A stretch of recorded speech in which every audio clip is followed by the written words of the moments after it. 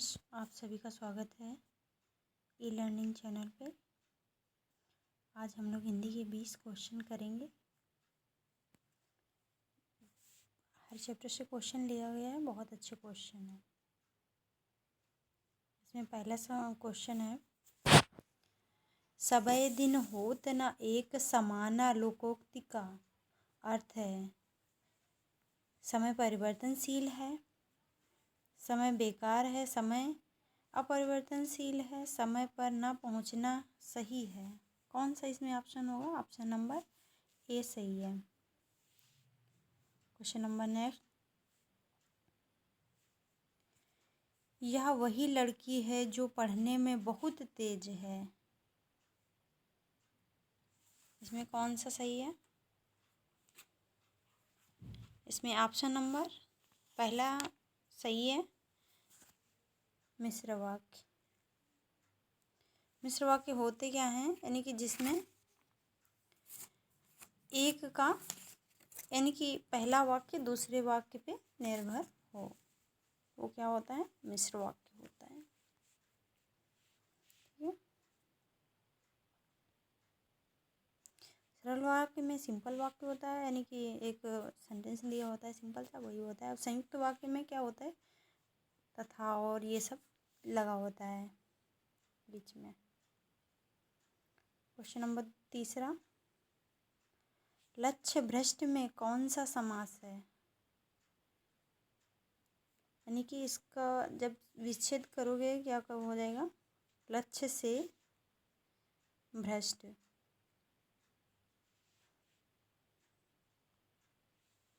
तो इसमें कौन सा ऑप्शन सही होगा? अव्ययीभाव समास, कर्मधारय समास या अपादान तत्पुरुष समास, द्वंद्व समास। इसमें ऑप्शन नंबर सी सही है, अपादान तत्पुरुष समास। यानी कि लक्ष्य से भ्रष्ट, यानी कि लक्ष्य से क्या हो रहे हो? दूर हो रहे हो। यानी कि लक्ष्य से भटकना के मतलब भ्रष्ट होना का मतलब क्या होता है? कि लक्ष्य से भटकना। ठीक है। क्वेश्चन नंबर 4, आंशिक शब्द में प्रत्यय है। आंशिक शब्द में कौन सा प्रत्यय है? आंशिक शब्द में इक प्रत्यय है। क्वेश्चन नंबर 5, नरेंद्र शब्द में प्रयुक्त संधि का नाम है। दीर्घ संधि, गुण संधि, वृद्धि संधि, व्यंजन संधि। कौन सी संधि है? इसमें जो है देखो, पहली बात तो इसमें ट्रिक होता है कि एक पाई देखो तो गुण होता है, दो पाई देखो तो वृद्धि होता है, और सेम यानी कि जैसे आ है, ई है, ऊ है, ये दो वर्ड सेम हैं, और इनसे अगर दीर्घ हो यानी कि एक बड़ा, जैसे छोटा और छोटा मिलके बड़ा हो रहा है, या छोटा और बड़ा मिलके तो बड़ा का निर्माण हो रहा है, तो वहाँ पे दीर्घ होता है। तो इसमें ऑप्शन नंबर बी सही है। ठीक है। नरेंद्र में कौन सी संधि है? गुण संधि। ऑप्शन नंबर बी सही है। क्वेश्चन नंबर नेक्स्ट, 100 वर्षों का समूह वाक्य के लिए विकल्प का चयन करें। क्या होता है 100 वर्षों के समूह को? क्या कहते हैं? दशक कहते हैं, कोटि कहते हैं, शताब्दी कहते हैं, कोई नहीं। तो 100 वर्षों के समूह को क्या कहते हैं? शताब्दी। क्वेश्चन नंबर 7, सारी पृथ्वी के राजा को कहते हैं। क्या कहते हैं? चौधरी, चक्रवर्ती, महाराजा, प्रधानमंत्री। तो क्या कहते हैं? चक्रवर्ती। क्वेश्चन नंबर 8 है, मुकुल शब्द का अर्थ है। मुकुल का अर्थ क्या होता है? कमल होता है, कनक होता है, कली होता है, मीन होता है। तो मुकुल का अर्थ होता है कली। ऑप्शन नंबर सी सही है। क्वेश्चन नंबर नेक्स्ट है 9। क्वेश्चन नंबर 9 में है, सृजन का विलोम होता है। प्रकृत, ध्वजन, संहार, बनावट। तो इसमें ऑप्शन नंबर सी सही है। क्वेश्चन नंबर 10, तुलसी कृत में कौन सा समास है? द्वंद्व समास, दीर्घ समास, तत्पुरुष समास, अव्ययीभाव समास। तुलसी कृत में कौन सा समास है? बताइए।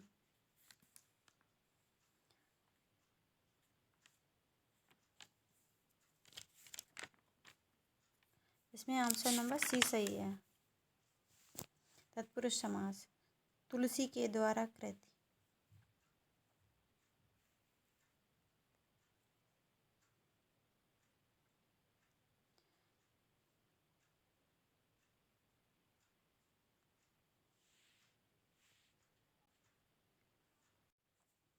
Question number next 11। बिजली के तार खंभे से नीचे गिर गए में कौन सा समास है? यानी कि बिजली के जो तार थे वो खंभे से नीचे गिर गए, यानी कि अलग हो रहे हैं। अलगाव के संबंध में कौन सा आता है ये आपको बताना है। कर्म कारक, करण कारक, संबंध कारक, अपादान कारक, कौन सा आता है? ऑप्शन नंबर डी अपादान कारक आता है। ठीक। Question number 12। निम्नलिखित में से कौन सा योग ऋण शब्द है? योग ऋण शब्द में अधिकतर बहुब्रीहि समास में जो आते हैं वही वर्ड आते हैं, बहुब्रीहि वाले ही। और ऋण जैसे कि रूढ़ जो होते हैं ये 3 होते हैं। रूढ़ 3 होते हैं, ऋण, यौगिक, योग ऋण। तो ऋण में क्या होता है, यानी कि जिसको खंड करने पे कोई अर्थ नहीं होता। जैसे कि यहाँ पे काम में अगर इसको खंड करोगे तो का अलग हो जाएगा, माँ अलग हो जाएगा और इसमें कहीं पे सेंस नहीं निकल रहा है। और यौगिक में क्या होता है कि उसको खंड हो जाएंगे और दोनों खंडों के, यानी कि जो जैसे कोई शब्द है उसको खंड करेंगे तो उसमें अर्थ भी निकलेगा। यानी कि ऐसा नहीं है कि उसका अगर वो खंड कर दिया तो अर्थ ना निकले, अर्थ निकलेगा। और योग ऋण में क्या होता है, अर्थ तो निकलेगा, खंड यानी कि दोनों खंडों का अर्थ तो निकलेगा मगर एक विशेष अर्थ निकलता है, वो होता है बहुब्रीहि में। जैसे इसमें यहाँ पे कौन सा ऑप्शन सही हो जाएगा? ऑप्शन नंबर पहला सही हो जाएगा, दशानन। कुछ लोग तो सोचेंगे कि हाँ इसमें तो सभी आ जाएंगे, सभी नहीं आएंगे। ऑप्शन नंबर डी मत लगाइएगा, गलत हो जाएगा। Question number 13। झंकार के रचयिता कौन है? कौन है झंकार के रचयिता?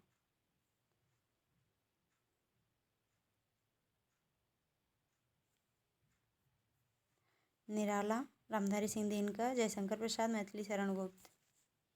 कौन है? तो इसमें है option number D Maithili Sharan Gupt. Maithili Sharan Gupt को राष्ट्रकवि भी कहते हैं। और इनकी और एक रचना है यशोधरा।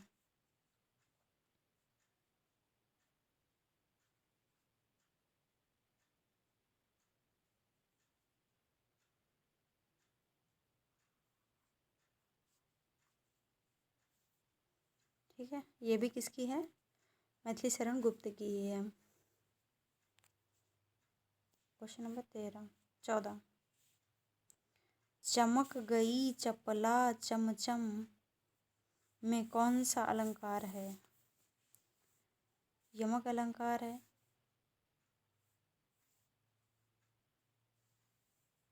श्लेष अलंकार है, अनुप्रास अलंकार है, व्यतिरेक अलंकार है। कौन सा अलंकार है? तो यहाँ पे अनुप्रास अलंकार है।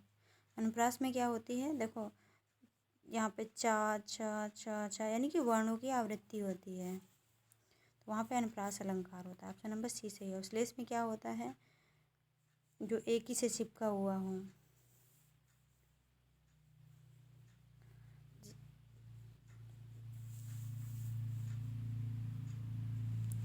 और यमक अलंकार में क्या होता है, जहाँ पे शब्द की आवृत्ति हो बट उनका अर्थ अलग अलग भिन्न भिन्न हो।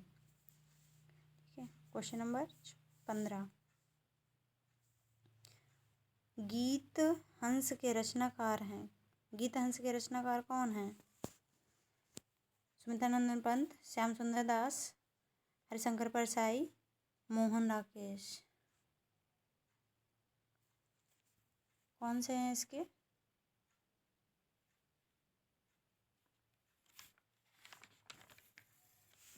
तो इसके हैं सुमित्रानंदन पंत। ऑप्शन नंबर पहला ही सही है। सुमित्रानंदन पंत को जो है चिदम्बरा के लिए ज्ञानपीठ पुरस्कार मिला।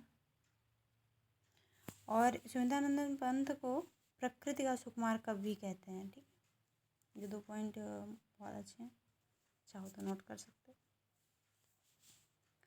क्वेश्चन नंबर 16, बौद्ध दर्शन किसकी रचना है? महादेवी वर्मा की, शंकर प्रसाद की, दिनकर की, राहुल शंकरत्यायन की। बौद्ध दर्शन किसकी रचना है? बौद्ध दर्शन राहुल शंकरत्यायन की रचना है।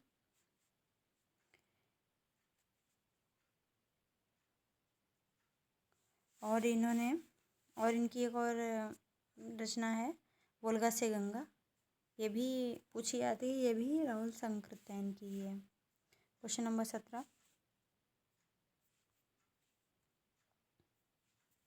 आदिकाल में पहेलियाँ लिखने वाले कवि थे।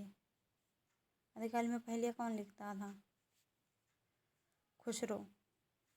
ऑप्शन नंबर सी सही है। किस भाषा में लिखे? भाषा कौन सी थी? खड़ी बोली।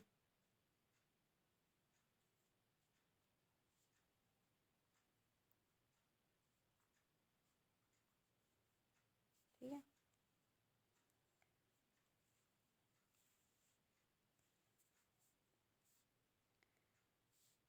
हनुमान जी के द्वारा लंका को जलाया गया में कौन सा कारक है?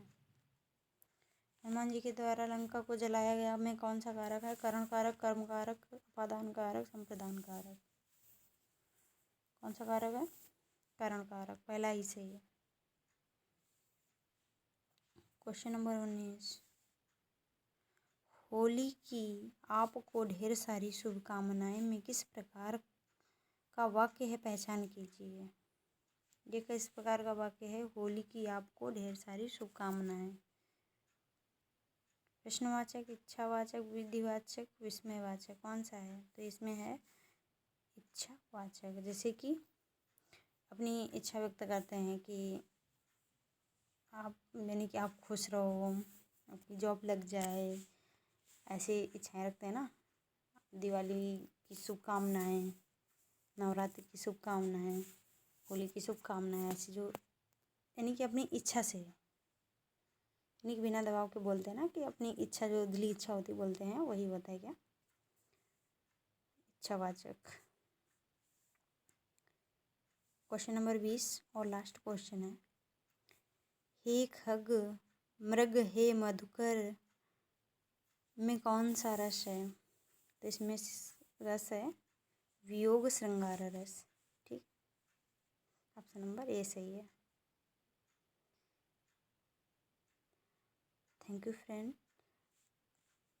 आप मेरा अगर वीडियो देख रहे हैं, अगर अच्छा लगे तो लाइक करिएगा और शेयर करिएगा, कमेंट करिएगा और मेरे चैनल को सब्सक्राइब करिएगा। Thank you.